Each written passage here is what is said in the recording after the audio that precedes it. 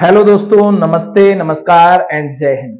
Welcome back to my channel Nitin academy and this is your NK and today's video is informative video. Guys, आप देख सकते हैं CTET का notification 2024 का आ चुका है और ये एक ऐतिहासिक नोटिफिकेशन है स्टूडेंट्स। तो हम इसके बारे में जानेंगे, क्या है इसके बारे में information. First information students, registration कब से स्टार्ट होंगे। तो आप ध्यान रखें, आज है 3 नवंबर और आज इसका नोटिफिकेशन आया है। आज से ही इसके रजिस्ट्रेशन स्टार्ट हो जाएंगे। तो जितने भी हमारे वेटिंग स्टूडेंट्स हैं वो अपना रजिस्ट्रेशन कर सकते हैं। अच्छा, पहले रजिस्ट्रेशन करने का फायदा, जितने भी आप सेंटर को सिलेक्ट करेंगे, जितना आप पहले उसको फिल कर देंगे फॉर्म को, आपका सेंटर उतना ही नजदीक आएगा। ठीक, रजिस्ट्रेशन लास्ट कब है, कब तक इसकी लास्ट डेट रहेगी स्टूडेंट्स? तो 23 नवंबर को यह रजिस्ट्रेशन क्लोज हो जाएगा, लास्ट डेट है इसकी। अगर मैं स्टूडेंट्स इसकी फीस की बात करूं, लास्ट डेट फी पेमेंट क्या है, तो ये आपको ध्यान रखना है कि 23 ही इसकी लास्ट डेट है। ठीक है ना, इतना समझ में आ रहा है। और अगर फी पेमेंट हो जाता है उसके बाद बहुत सारे हमारे स्टूडेंट्स ऐसे हैं जिन पर कुछ एरर्स हो जाती हैं, जिसमें name, father's name, mother's name, address, तो वो अपना करेक्शंस भी कर सकते हैं, है ना। तो वो 28 तक करेक्शन, 28 से लेकर और 2 दिसंबर तक वो करेक्शन कर सकते हैं, है ना। डेट आप ध्यान रखें, रजिस्ट्रेशन 3 से स्टार्ट हो रहे हैं, 23 तक रजिस्ट्रेशन होंगे और 23 को ही फीस आपको सबमिट करनी है, ये आप ना भूलें। ठीक, अच्छा, अगली इंफॉर्मेशन स्टूडेंट्स, पेपर कब होगा। सीटेट का जो पेपर है ना, वो 21 जनवरी को, जो 2024 में रविवार के दिन होगा। इस दिन को आप याद कर लें, है ना, 21 जनवरी। अगर मैं जनवरी की बात करूं तो इस समय फॉर्म जो भरा जा रहा है वो नवंबर में फिल हो रहा है, भरा जा रहा है। नवंबर, दिसंबर, जनवरी, जनवरी भी कितनी, 21। तो ओनली आपके पास 2.5 मंथ है तैयारी के लिए।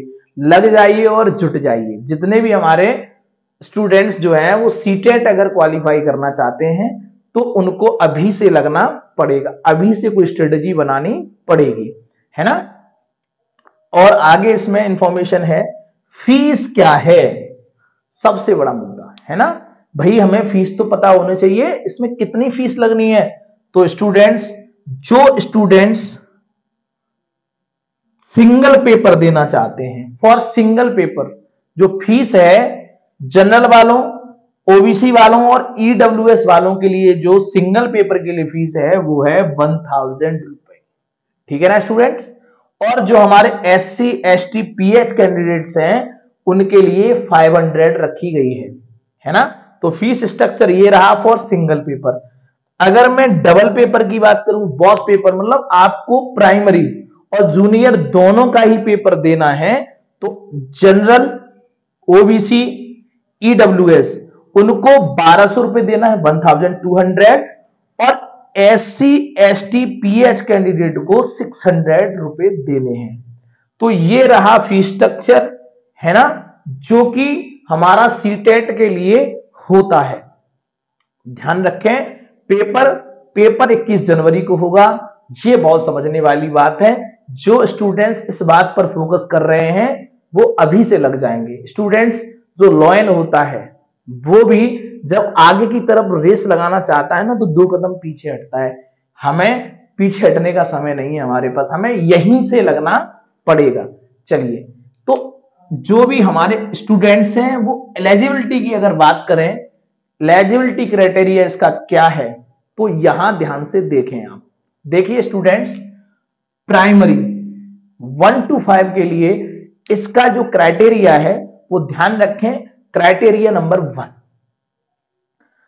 12th 50% के साथ होनी चाहिए आपके पास, और डीएलएड या तो क्लियर होना चाहिए या अपियरिंग होना चाहिए। जी हाँ, अपियरिंग वाले भी इस प्राइमरी में एलिजिबल हैं, लेकिन अपियरिंग कौन से वाले? लास्ट ईयर वाले। जिन स्टूडेंट्स का लास्ट ईयर है डीएलएड का, वो इस फॉर्म को भरना न भूलें, वो भर सकते हैं। ठीक है ना। बहुत सारे स्टूडेंट्स हमारे इस प्रॉब्लम में रहते हैं, वो ये सोचते हैं कि कंप्लीट करने के बाद भरेंगे, है ना। अगर आप कंप्लीट करेंगे, जब तक अगर सुपरटेट आ जाता है या कोई भी और स्टेट का, है ना, और एग्जाम पेपर आ जाता है, तो हम उसको नहीं फिल कर पाएंगे। ये अपॉर्चुनिटी है 2024 के लिए। अपियरिंग वाले इसको भर सकते हैं, इस बात को आप फटाफट स्टार लगा लें, अपियरिंग वाले भर सकते हैं। अगर मैं दूसरी क्राइटेरिया की बात करूं स्टूडेंट्स, 12th में 50% होना चाहिए प्लस बीएलएड होना चाहिए, और ये बीएलएड होता है 4 ईयर का। ठीक है, 12th 50% प्लस बीएलएड आपके पास होना चाहिए। थर्ड क्राइटेरिया है आपका 12th में 45% प्लस डीएड। डीएड समझ रहे हैं ना, ये स्पेशल एजुकेशन होती है, जो हमारे डीफ, है ना, उस टाइप के कैंडिडेट्स हैं, डीफ डम, उनके लिए ये स्पेशल डीएड होती है। वो 45% के साथ इसको अप्लाई कर सकते हैं। एंड देन 4th नंबर का जो प्राइमरी में क्राइटेरिया है, वो है 12th 45% प्लस डीएलएड एनसीटीई के अकॉर्डिंग हो तो 45% वाले भी अप्लाई कर सकते हैं, है ना। आगे देखो स्टूडेंट्स, ये तो प्राइमरी का क्राइटेरिया था, है ना। इंफॉर्मेशन आपको बिल्कुल सटीक दी जा रही है, प्राइमरी वाले इसको बढ़िया तरह से समझ लें। अगर ये एलिजिबिलिटी वो रखते हैं तो वो फॉर्म अप्लाई कर सकते हैं। अगर मैं जूनियर की बात करूं, है ना, तो जूनियर वाले 6 to 8 के लिए अप्लाई करना चाहते हैं, उनके पास ये वाली क्राइटेरिया या ये वाली एलिजिबिलिटी होनी चाहिए। तो चलो एलिजिबिलिटी 1 देखते हैं। ग्रेजुएट होना चाहिए 50% के साथ, उसके साथ डीएलएड होना चाहिए, है ना। Graduate 50% plus DElEd, and then उसके, अच्छा ये ग्रेजुएट क्यों कह रहे हैं यहां पर, क्योंकि जूनियर में स्टूडेंट्स डिग्री मांगी जाती है और प्राइमरी में डिप्लोमा मांगा जाता है। डीएलएड हमारा डिप्लोमा है, लेकिन यह ग्रेजुएट है ना, इसलिए डीएलएड चल जाएगा। अब मैं सेकंड नंबर की जो क्राइटेरिया है एलिजिबिलिटी, उसकी बात करता हूं। या तो आपके पास ग्रेजुएट होना चाहिए, या फिर पोस्ट ग्रेजुएशन होना चाहिए 50% वाला, 50% का ग्रेजुएशन होना चाहिए, इनमें से एक, प्लस बीएड आपके होनी चाहिए। ठीक है। थर्ड नंबर का आप क्राइटेरिया देखो, 12th 50% प्लस बीएलएड 4 इयर्स वाला, है ना। देखो ये वाला जो एलिजिबिलिटी है वो प्राइमरी में भी है, ये बात ध्यान रखना, ये दोनों में है, दोनों ही भर सकते हैं। एंड 4th नंबर का जो हमारा एलिजिबिलिटी है, जिसमें 12th आपका 50% होना चाहिए प्लस बीए एड होना चाहिए। ये बीए एड क्या है? स्टूडेंट्स जो 4 ईयर का बीए प्लस बीएड दोनों करते हैं, है ना। बहुत सारे ऐसे हमारे स्टूडेंट्स हैं जिन्होंने ऐसा कोर्स चुना है जिसमें 3 इयर्स बीएड और 2 इयर्स और 3 years BA plus 2 years BEd ना करके वो दोनों कंबाइंड 4 इयर्स में बीए ऐड कर सकते हैं, या कर लिया है तो वो इसके लिए एलिजिबल है। बीएससी एड ऐसे ही 3 years BSc plus 2 years BEd को कंबाइंड करके एक कोर्स बनाया गया बीएससी एड, वो 4 इयर्स का कर दिया जाता है और उसको करने वाले इसको अप्लाई कर सकते हैं। ठीक है, समझ में आ रहा होगा मेरी बात। 5th नंबर का जो एलिजिबिलिटी है उसको समझो, ग्रेजुएशन जो है 50% के साथ प्लस बीएड, स्पेशल बीएड, मतलब आप समझ रहे हैं ना, वही वाली होनी चाहिए जो डीफ डम वाले के लिए होती है। प्लस 6 नंबर का देखो, ग्रेजुएशन होना चाहिए 45% के साथ प्लस बीएड एनसीटी से लागू वाली होनी चाहिए। ठीक है, और लास्ट 7 नंबर का जो इसका क्राइटेरिया एलिजिबिलिटी है, पोस्ट ग्रेजुएशन 55%, 55% और बीएड या एमएड इनमें से एक होना चाहिए। इंटीग्रेटेड 3 इयर्स कोर्स होता है स्टूडेंट्स, जैसे 2 ईयर का बीएड होता है और 2 ईयर का एमएड, अगर 4 साल का ना करके आप इंटीग्रेटेड 3 इयर्स का कोर्स करते हैं तो बीएड एमएड एक ही बार में हो सकता है, और वह कैंडिडेट इस जूनियर वाले पेपर को दे सकता है। ठीक है ना। तो ये सारी इंफॉर्मेशन उन स्टूडेंट्स के लिए है जो बिल्कुल ईमानदारी से मेहनत करना चाहते हैं। ठीक है ना स्टूडेंट्स, एक बार मैं और दिखा देता हूं आपको, नोटिफिकेशन आ चुका है।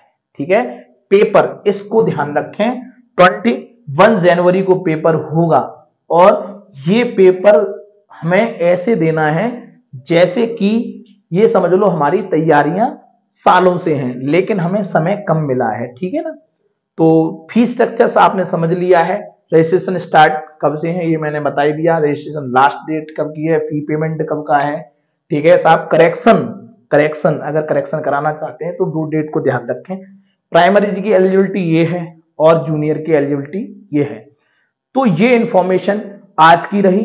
ऐसे ही इंफॉर्मेशन वीडियो को पाने के लिए आप नितिन एकेडमी को सब्सक्राइब करें और इस वीडियो को, इस क्लास को ज्यादा से ज्यादा शेयर करें ताकि कैंडिडेट्स तक ये इंफॉर्मेशन जा सके। आज के लिए थैंक यू एंड जय हिंद। 8 मिनट चले गए।